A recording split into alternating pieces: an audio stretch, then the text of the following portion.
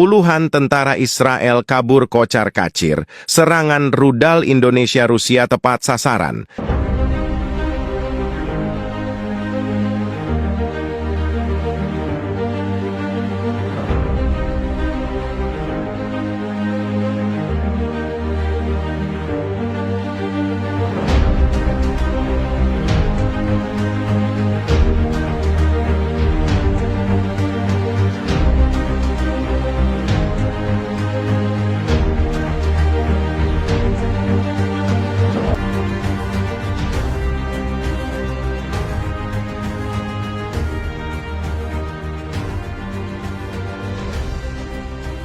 Serangan rudal yang diluncurkan oleh koalisi Indonesia-Rusia berhasil mengguncang posisi pasukan Israel di wilayah yang sebelumnya menjadi sasaran operasi militer besar-besaran.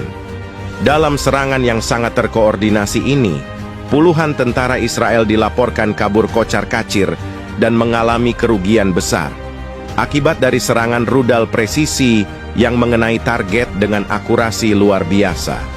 Pagi tadi, sekitar pukul 5 pagi waktu setempat, pasukan gabungan Indonesia-Rusia meluncurkan serangan udara yang melibatkan rudal jarak jauh dengan teknologi tinggi. Target serangan adalah sebuah basis militer utama Israel yang terletak di wilayah yang sebelumnya dikenal sebagai pusat komando dan logistik pasukan Israel di kawasan Timur Tengah. Serangan ini menjadi titik balik dalam ketegangan yang sudah berlangsung selama beberapa bulan terakhir. Menurut sumber militer Indonesia, serangan rudal ini direncanakan dengan cermat dan dilakukan dengan kerjasama erat antara Indonesia dan Rusia, memanfaatkan sistem peluru kendali canggih yang dikembangkan bersama. Salah satu sumber menyebutkan bahwa serangan kali ini sangat berhasil karena akurasi dan presisi dari rudal yang digunakan. Rudal ini mampu menembus pertahanan udara Israel dengan kecepatan tinggi dan langsung menghancurkan target yang ada di bawahnya. Kami sangat bangga dengan hasil ini. Serangan kami tepat sasaran, ujar seorang pejabat militer Indonesia yang tidak mau disebutkan namanya. Setelah serangan rudal pertama diluncurkan, pasukan Israel di area tersebut tampak panik dan dalam keadaan kacau. Menurut saksi mata dan laporan dari sejumlah jurnalis internasional yang berhasil memperoleh informasi dari lokasi kejadian, puluhan tentara Israel terlihat berlarian tanpa arah setelah serangan rudal yang menghancurkan sebagian besar fasilitas mereka. Beberapa tentara Israel yang selamat terlihat berusaha mencari perlindungan di kawasan yang lebih aman, namun banyak di antaranya yang terjebak dalam reruntuhan bangunan. Laporan juga menyebutkan bahwa serangan ini merusak sejumlah kendaraan lapis baja dan peralatan militer lainnya, yang semakin memperburuk kondisi pasukan Israel di lapangan. Serangan ini menyoroti semakin kuatnya kerjasama antara Indonesia dan Rusia dalam bidang pertahanan. Dalam beberapa tahun terakhir, kedua negara telah meningkatkan kolaborasi mereka dalam berbagai latihan militer bersama dan pengembangan teknologi pertahanan. Menteri Pertahanan Indonesia, Prabowo Subianto, yang selama ini dikenal dengan kebijakan luar negeri yang lebih independen dan aktif, menyebutkan bahwa serangan ini adalah bukti dari kemitraan strategis yang semakin erat antara Indonesia dan Rusia. Ini adalah bukti bahwa Indonesia siap untuk memainkan peran penting di tingkat global, menjaga kedaulatan dan memberikan kontribusi untuk stabilitas kawasan, ungkap Prabowo dalam konferensi pers di Jakarta. Menurut laporan, Rusia juga memberikan dukungan berupa teknologi radar dan sistem kendali tembakan canggih yang memungkinkan pelacakan dan penghancuran target secara akurat dalam kondisi medan yang sangat sulit. Serangan yang menargetkan pasukan Israel ini tentunya memicu reaksi keras dari beberapa negara besar. Pemerintah Israel mengutuk keras serangan tersebut dan menyebutnya sebagai aksi yang tidak dapat diterima dalam hubungan internasional.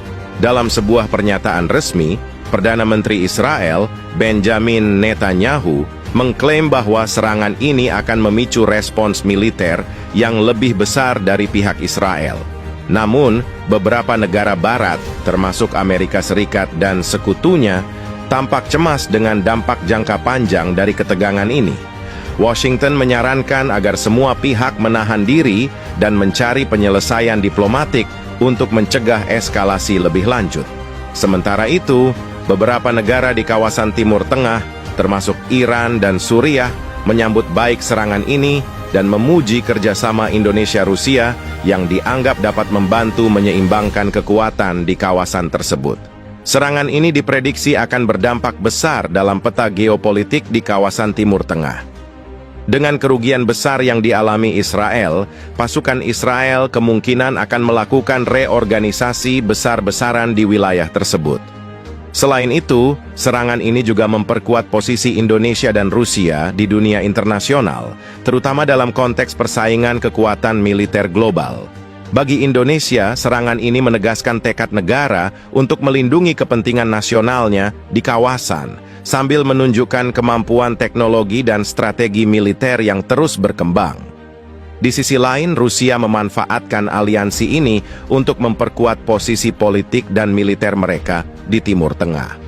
Serangan rudal Indonesia-Rusia yang berhasil menghancurkan posisi pasukan Israel menjadi titik penting dalam konflik yang terus berkembang di Timur Tengah.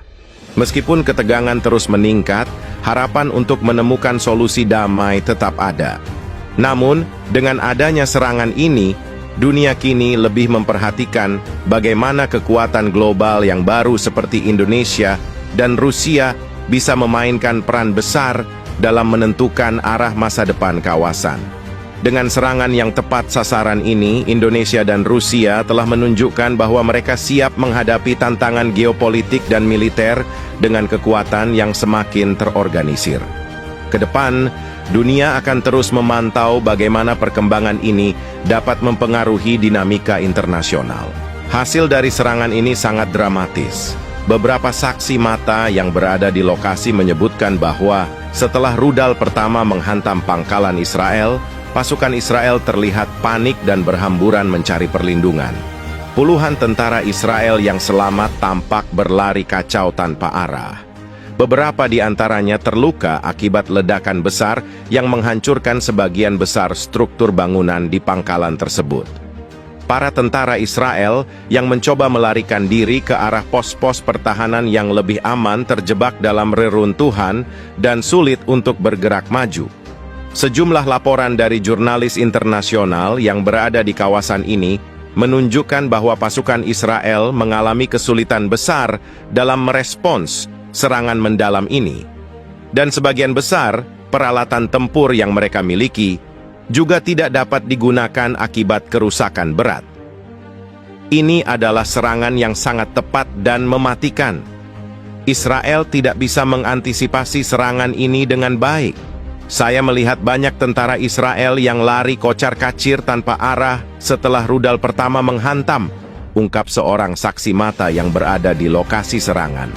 Kerusakan yang terjadi juga mencakup kendaraan-kendaraan lapis baja, helikopter tempur, dan sistem radar yang selama ini menjadi andalan Israel. Salah satu laporan menyebutkan bahwa sejumlah kendaraan lapis baja yang terparkir di pangkalan hancur dalam ledakan, meninggalkan puing-puing yang berserakan.